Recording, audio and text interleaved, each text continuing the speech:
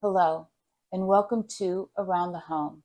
My name is Dr. Maria Portellos Formito, and today we're going to talk about using herbs, fresh herbs and dried herbs, in our cooking.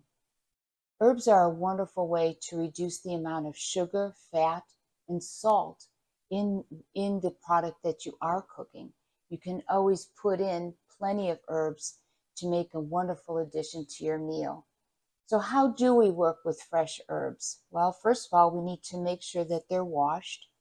And we always want to pay attention to making sure that they're in good condition.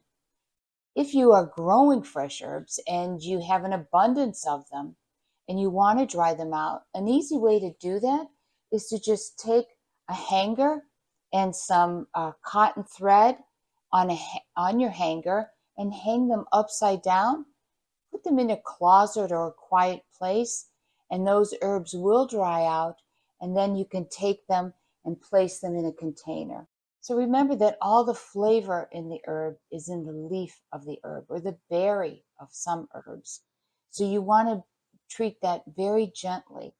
So if we're going to be using fresh herbs like today, say if we're going to be chopping up our fresh Italian parsley, then we could take our scissors and we would just cut those leaves away from the stem,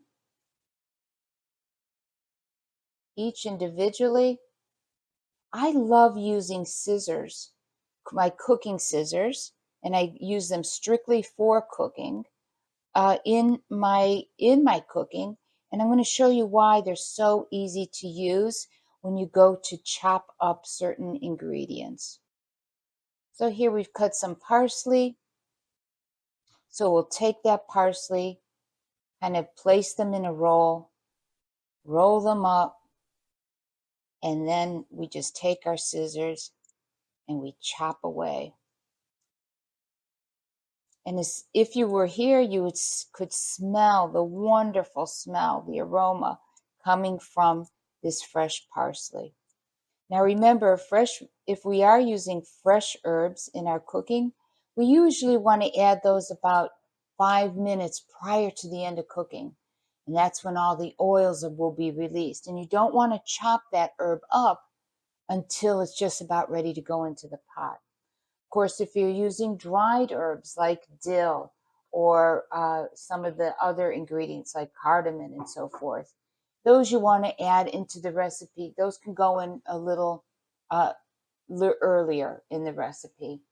So whether you're using fresh herbs or dried herbs, remember there's not that exact proportion.